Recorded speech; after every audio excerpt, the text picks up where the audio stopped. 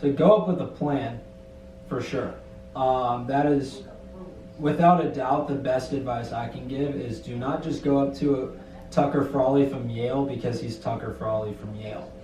Go up there with essentially a talk track of know what you want to get out of the conversation. Don't just go up there blind. Obviously, have a nice firm handshake, look him in the eye. Eye contact's very important. But know what you're trying to get out of it. Don't just introduce yourself. Tell them who you are, why you're interested in that program, and ask him certain questions that you can connect on a deeper level with him. This is, at the end of the day, you're selling yourself to these programs. You want to pitch yourself and show these coaches what you have and show them why you're interested and explain to them that this is genuine. Every kid, every student athlete emails coaches or program leads that they're interested in their programs, but not everybody likes to mention the academic side, and that's the largest piece, and that's the one that's going to get you over the hump at the end of the day in regard to admissions. But I think if you go in with each coach with a specific plan, because it does not have to be the same plan across the board, especially if you're in different points of communication. Therefore, if you've reached out to a coach, it might be a little bit more casual. If you've never spoken to a coach and you're unsure if you could get into that school, that might be a little different as well. Find something a little bit more targeted and specific to discuss with the coaches, kind of triggering a more memorable conversation that you can reference later on. I think it's a really easy way of setting yourself apart. It takes a little bit of research ahead of time. So you look into a school, you look at their roster and you see that half of their team are biology majors and you want to be a biology major.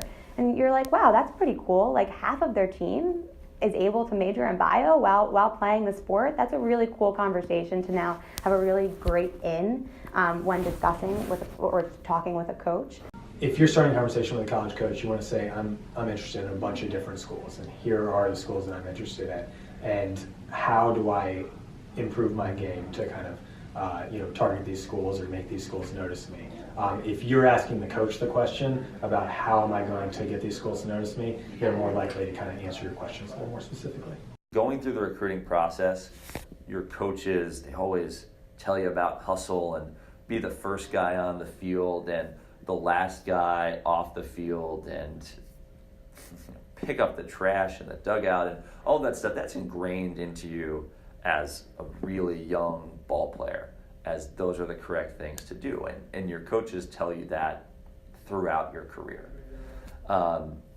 So when I was going through the recruiting process, I think I thought about that, and I was like, okay, this is what I'm supposed to do. This is what I'm going to do. The college coaches, they recognize that. They seriously, seriously do. And standing on a field in the third base coach's box with a coach from a partner program, standing in the dugout with them, watching games go on at camp, and in the middle of a conversation, have a coach say, oh, that wasn't good, or, oh, I don't like that, and actually watch a coach see a player who they would be interested in from a talent perspective and cross them off a list.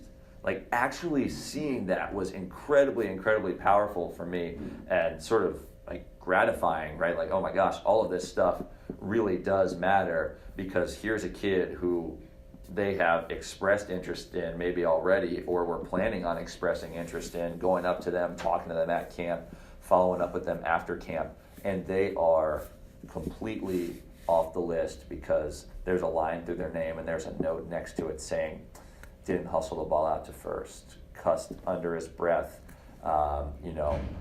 at his teammate after they made an error or something along those lines. It was a pretty powerful experience.